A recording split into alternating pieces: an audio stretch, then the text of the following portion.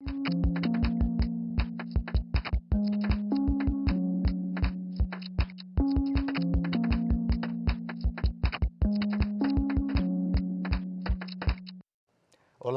o Direito Sem Fronteiras está no ar. No mês de hoje, a América Latina enfrenta o avanço da corrupção e da violência.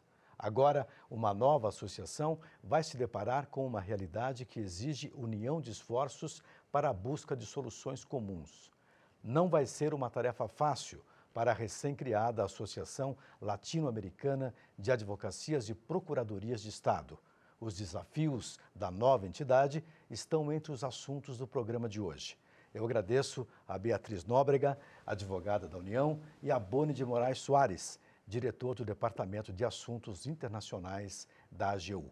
Antes de conversarmos, porém, vamos acompanhar Mônica Castillo, secretária-geral da Procuradoria de Administração do Panamá, que conta pra gente como foi o processo de formação da nova organização internacional. La Asociación Latinoamericana de Abogacías y Procuradurías del Estado representa una iniciativa no solo innovadora, sino que va a abrir aquellos canales de comunicación que son necesarios entre las distintas instituciones que representan los intereses del Estado en los diferentes países de América Latina.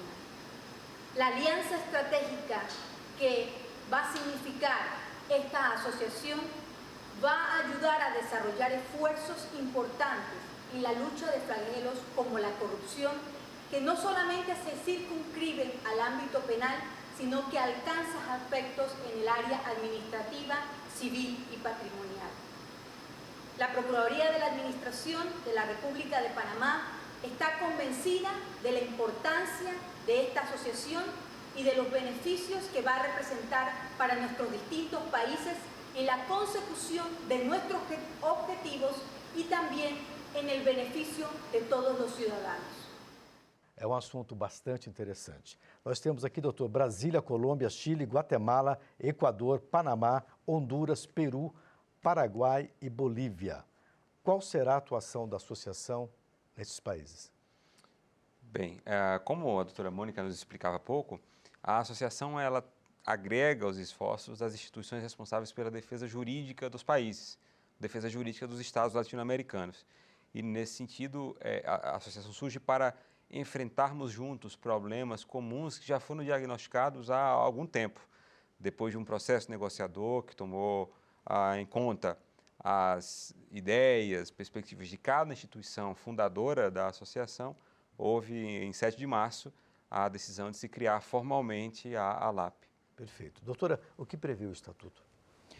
Bem, o Estatuto é o documento que formaliza a criação dessa associação e foi objeto de negociações e de deliberações entre representantes de todas as instituições, parte desta associação, e ele vai prever, dentre outros, os objetivos que buscam ser atendidos por essa associação, além de fixar mecanismos da sua implementação.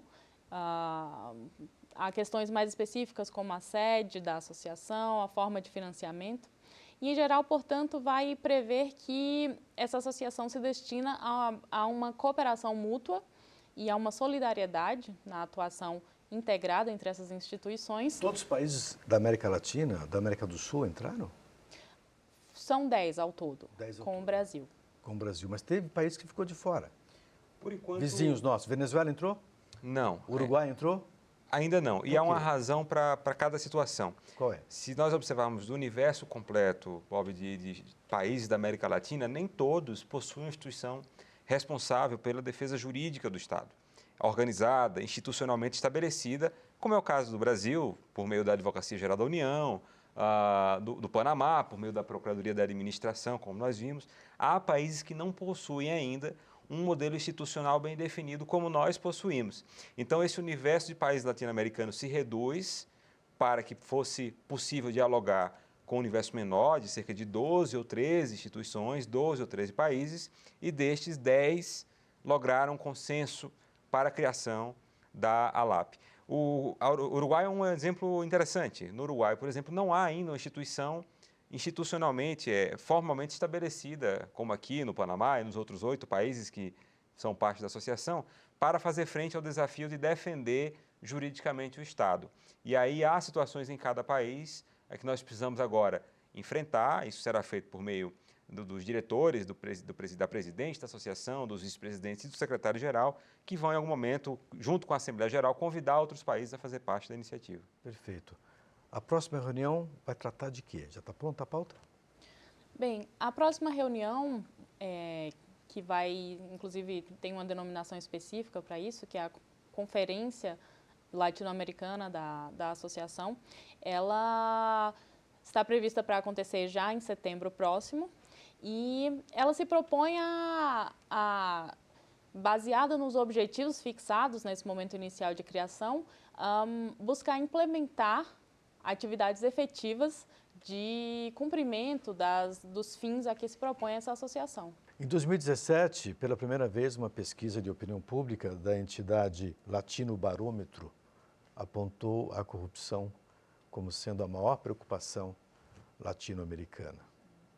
O Brasil também está entre os países que têm mais preocupação com a corrupção. Fora o Brasil, quais são os outros países, como que eles reagem a esta ascensão do processo de corrupção? Está tão alto quanto no Brasil ou está na média? Como o senhor analisa isso? Olha, Bob, esse é um tema que eu diria congrega todas as partes da associação hoje, desde o princípio. Desde o primeiro momento em que nós iniciamos o debate de criação desse mecanismo de cooperação multilateral, até o fim do processo de criação da LAP, o combate à corrupção foi um tema unânime. É um tema que está relacionado a todas as instituições partes da associação. Todas elas têm uma responsabilidade sobre isso e todas elas reafirmaram o seu compromisso de se valer desse mecanismo multilateral para enfrentar o problema da corrupção. Isso é um tema expressamente colocado como preocupação comum no Estatuto da ALAP. Isso deve acontecer por meio de iniciativas de recuperação de ativos ilícitos que são desviados pelas condutas de corrupção, não só internamente, mas internacionalmente também. A reparação de danos causados ao patrimônio público, afinal de contas, se nós defendemos o Estado juridicamente, devemos também buscar medidas de recomposição do patrimônio que é desviado do Estado por atos de corrupção. Essa mesma pesquisa fez um levantamento interessante sobre a crença do povo na democracia. 32% dos brasileiros acreditam no processo democrático. 54% da população latino-americana ainda acreditam que este é o melhor sistema de administração ou da convivência de um Estado com as pessoas.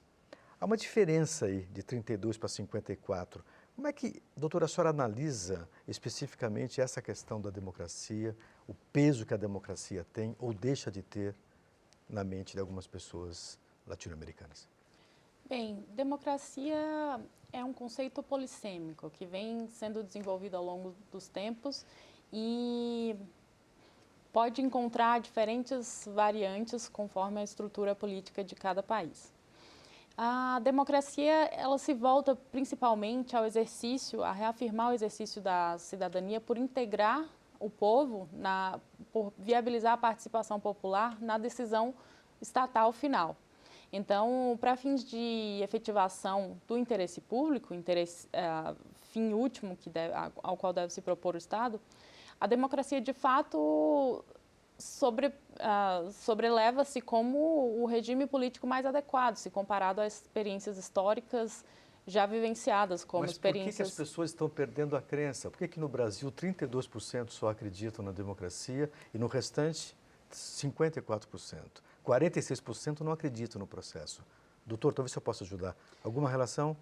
Olha, acho que é um senso comum hoje na sociedade brasileira de que a falta de representatividade ou de reflexo dos representantes, e alguns representantes públicos, políticos, com o que almeja a sociedade, é um fator que colabora decisivamente para essa perda, digamos, de crédito parcial que a democracia enfrenta. Isso quer dizer que o agente público ajuda a minar a imagem da democracia? Não agente público por definição, né?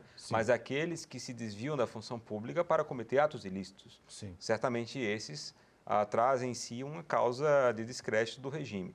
É natural que haja esse sentimento, mas é natural também que as populações percebam que a solução está não em enfrentar um debate sobre o regime em si, mas de prevenir e combater os desvios que alguns agentes políticos cometem nesse ambiente. Defender o Estado, e essa é a nossa missão, é a missão das 10 instituições partes da associação, significa, no nosso caso, em todos eles, defender o Estado democrático. A democracia é um elemento comum a todos os Estados que são defendidos por essas 10 instituições partes. De alguma maneira, então, o teu comentário é absolutamente pertinente, Bob, porque defender o Estado aqui é defender a democracia. E, de alguma maneira, é um fator que vai permear todo o trabalho da ALAP ao longo dos próximos anos. Homicídios. A mesma pesquisa trouxe um dado importantíssimo sobre homicídios. A América Latina tem só 8% da população do planeta inteiro. E a maior taxa de homicídios na América Latina. De cada 3 pessoas assassinadas no mundo, uma é latino-americana. Alto, né? Só a troca de informações entre advogados e procuradores poderia fazer frente a essa violência. Como é que a senhora analisa esse processo? É, em verdade, um tema que evidencia o quão a região latino-americana está integrada no compartilhamento de problemas estruturais, conjunturais comuns. A violência, de fato, é um problema estrutural enfrentado por todos os países na América Latina e, portanto, demanda uma atuação conjugada no sentido de troca de experiências, troca de técnicas desenvolvidas em um Estado, troca de boas práticas. Então, tomando em conta que as instituições que fazem parte dessa associação se destinam à defesa dos interesses jurídicos do Estado, tanto nacional como internacionalmente, e, portanto, perante órgãos do Sistema Interamericano de Direitos Humanos, que se destinam, claro, à defesa e efetivação dos direitos humanos, a violência é uma questão que vale ser tratada, trazida para o contexto de discussão e troca de experiências da ALAP, mesmo para fins de fortalecimento da defesa jurídica em âmbito internacional perante órgãos supranacionais desse sistema. Por favor, se eu posso complementar. Quero, por favor. É importantíssimo porque a temática da proteção dos direitos humanos é um tema também comum. Assim como o combate à corrupção, a defesa de instituições democráticas, a proteção de direitos humanos é um tema comum a essas 10 instituições que criaram a ALAP, porque todas elas atuam na defesa dos seus países no âmbito do Sistema Interamericano de Direitos Humanos, ou seja, da Comissão e da Corte Interamericana de Direitos Humanos. E a violência é um fator majoritário, importantíssimo, na violação de direitos humanos que tem acontecido, inegavelmente, no âmbito desses 10 países que têm as suas instituições agora de defesa do Estado como parte da ALAP.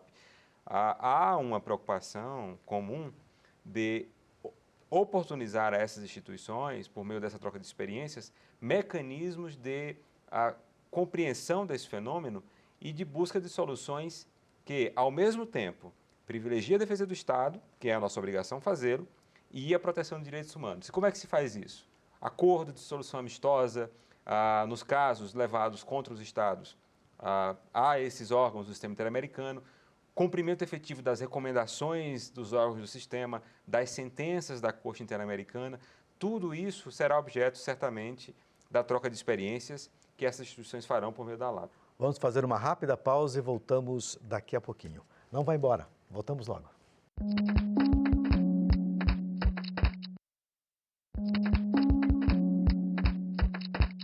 Olá, o Direito Sem Fronteiras está de volta. O assunto hoje é a criação da Associação Latino-Americana de Advocacias e Procuradorias de Estado. Nós falávamos no bloco anterior sobre números de violência e casos de criminalidade, números bastante elevados. Há uma outra questão também levantada pela pesquisa Latino Barômetro, que é em relação à distribuição de renda nesta parte do planeta. Isso estaria, segundo a pesquisa, na base desse desenvolvimento de violência e criminalidade. Aí alguns números aqui comparativos. Na União Europeia, os 10% mais ricos pagam 20% de imposto sobre a renda. Na América Latina, os mais ricos pagam um pouco mais de 5% de renda, de imposto sobre a renda. Essa diferença, essa percepção que se tem no Brasil, por exemplo, de se pagar menos impostos, ou em outros países da América Latina também acontece isso, em contraste com o que acontece na Europa. Até que ponto isso sustenta a tese do aumento da violência e da criminalidade na América Latina?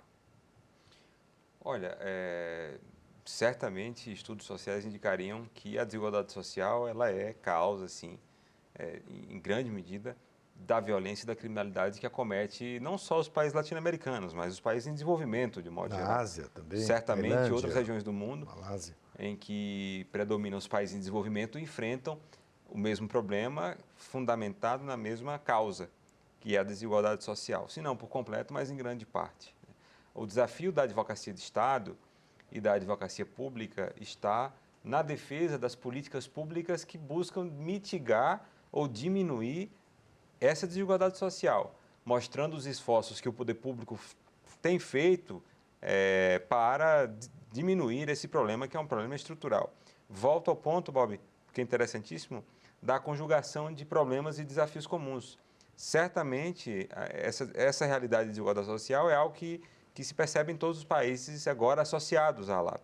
E por essa percepção quase que automática de que nós temos aí um problema comum, surge também o nosso desafio de como bem defender, como bem justificar perante as autoridades judiciais, especialmente, as políticas públicas que buscam diminuir as desigualdades sociais. E nós sabemos que são inúmeras, né? Há inúmeros programas sociais, de assistência social do Brasil e de outros países que buscam diminuir esse problema. Tá, ok. Doutora, parte desse dinheiro, além dessa diferença digamos, de tributo sobre a riqueza, parte desse dinheiro ganho nesses países latino-americanos, incluindo o Brasil, vão para paraísos fiscais, né? Alguns até no Panamá, Ilhas Cayman e tal.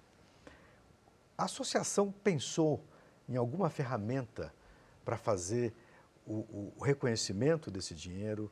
Já está sendo estudado, por exemplo, um artifício para mitigar a transferência desses recursos, muitas vezes ilegais, para fora?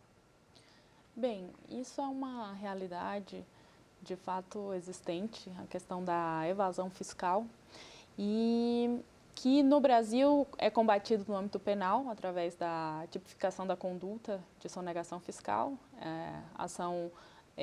uma ação penal pública de legitimidade do Ministério Público, e no âmbito civil existe um dos ramos da Advocacia Geral da União voltado especificamente para a defesa dos interesses da Fazenda Nacional. A Associação Latino-Americana foi criada segundo objetivos mais amplos de cooperação mútua e solidariedade entre si e pretende, em um segundo momento, adentrar para a implementação de objetivos mais específicos que certamente podem, já que, inclusive, encontra previsão expressa no Estatuto a questão da recuperação de ativos desviados ilicitamente. Isso consta do Estatuto já? Consta exatamente. Essa é a uma recuperação boa notícia. do patrimônio público, objeto que tenha sido danificado por atos ilícitos, é um dos objetivos a que se propõe essa associação. Portanto, a questão é uma matéria sensível à defesa jurídica estatal e que certamente vai envolver o engajamento dessa associação nesse sentido. Doutor, alguma coisa a acrescentar sobre isso? Exatamente isso. Alguns temas sobressaem desse debate que gerou a criação da associação. Além de tudo, a doutora Beatriz explicou sobre problemas comuns que demandam soluções também compartilhadas. Você tem os desafios dos países no sistema interamericano de direitos humanos, arbitragens em investimento estrangeiro, o combate à corrupção, ao fenômeno da lavagem de dinheiro também, a recuperação de ativos ilícitos desviados para outros países, a recomposição do patrimônio público, a reparação de danos ao erário, ao bem público. São temas que sobressaem com menção expressa, como ela bem falou, no próprio Estatuto da Associação. A evasão fiscal e a própria transferência ilegal de recursos de um país a outro certamente vai ser objeto disso tudo, não necessariamente com foco na evasão de tributos, mas certamente com foco no combate ao crime e nas atividades ilícitas em que essa transferência de recursos está realizada. Doutora, essa pressão do capital internacional sobre as economias, sobretudo da América Latina, tem se verificado. Esses dias mesmo, o Donald Trump decidiu taxar a importação de aço e alumínio, o que prejudicaria bastante as nossas siderúrgicas. Mas não é só os Estados Unidos, tem também a questão da China. Como é que a associação poderia tratar um tema que seria um resíduo da globalização?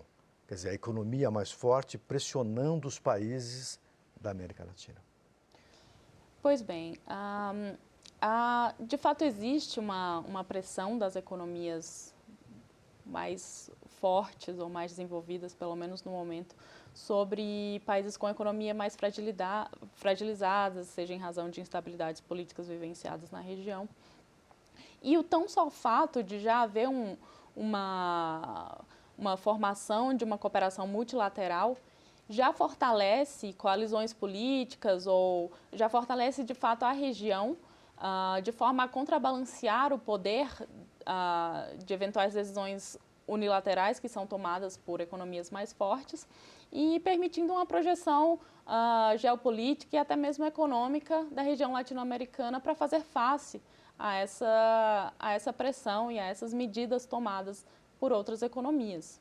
Perfeito. Doutor, alguma coisa a acrescentar sobre isso? A gente conversa e os temas surgem, né? Eu me recordo agora de que essa sua ponderação, Bob, nos remete à arbitragem de investimentos, a chamada arbitragem de investimentos, que é um mecanismo de solução de controvérsias, a arbitragem, voltada à solução de disputas entre investidores estrangeiros e os países latino-americanos.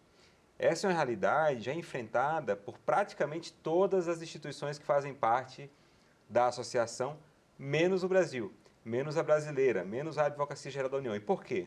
Porque, ao contrário dos outros países da região, representados na LAP, o Brasil não tinha um mecanismo que permitia aos investidores estrangeiros, chineses, americanos, europeus, de onde forem, acionar arbitragens para resolver suas disputas quando investem no Brasil.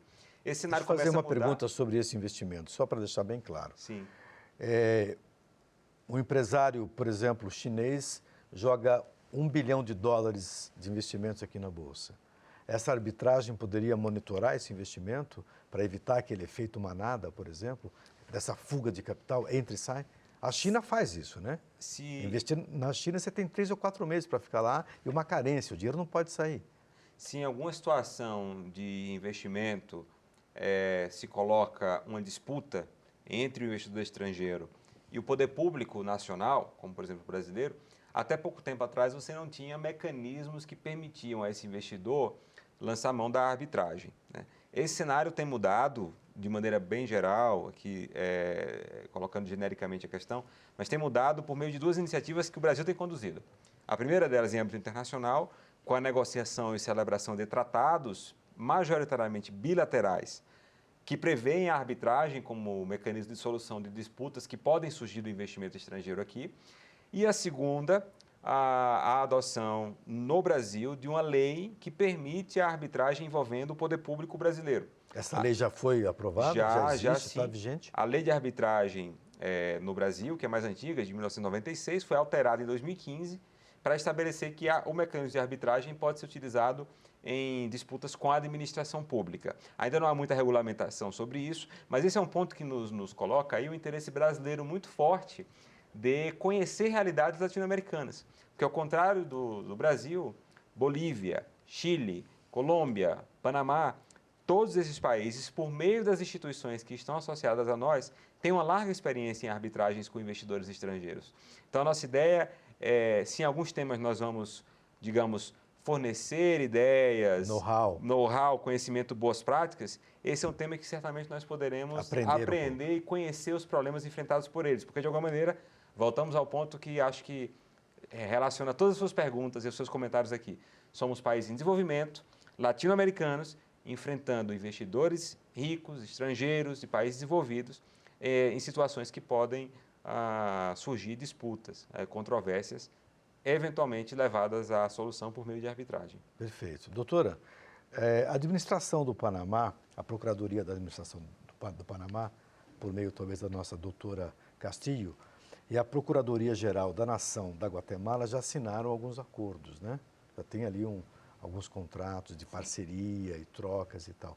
O Brasil já tem alguma coisa assinada ou pretende assinar na próxima reunião? Como é que nós estamos nisso? Sim, de fato, o processo de cooperação interinstitucional voltado à troca de a cooperação e coordenação das atividades entre instituições análogas, com competências análogas aqui na região latino-americana, se iniciou a partir de iniciativas bilaterais. Então, a Advocacia Geral da União já firmou mecanismos bilaterais de cooperação com alguns países da região, dentre eles os mencionados, Guatemala, Panamá, Peru, dentre outros. Essa situação, por exemplo, da sobretaxa do aço imposta pelo Donald Trump dos Estados Unidos ao mundo inteiro, um bloco desse poderia ser uma ferramenta de pressão junto ao OMC? No caso específico da sobretaxa do aço, medida imposta pelo governo dos Estados Unidos, a gente tem aí debates que estão sendo levados a cabo por vários governos, num ambiente ainda mais político, econômico e empresarial do que propriamente jurídico, né? O Brasil tem procurado estabelecer, por meio do Ministério das Relações Exteriores, do Ministério do Desenvolvimento, Comércio e da própria iniciativa privada afetada por essas medidas, algumas propostas de solução dialogada para tudo isso, inclusive junto ao governo dos Estados Unidos. Já começamos, então? Certamente sim, o governo brasileiro está totalmente imbuído na construção de soluções dialogadas, amigáveis, construídas de comum acordo com o governo dos Estados Unidos e com os demais países afetados por essa medida. Perfeito. Infelizmente, teremos que encerrar o programa. A conversa foi ótima, poderíamos ficar aqui falando horas sobre esse tema. Agradeço você também que nos acompanhou, espero que todos tenham gostado e para rever este programa acesse tvjustiça.jus.br. O nosso e-mail é direitosemfronteiras@stf.jus.br. Um abraço e até a próxima.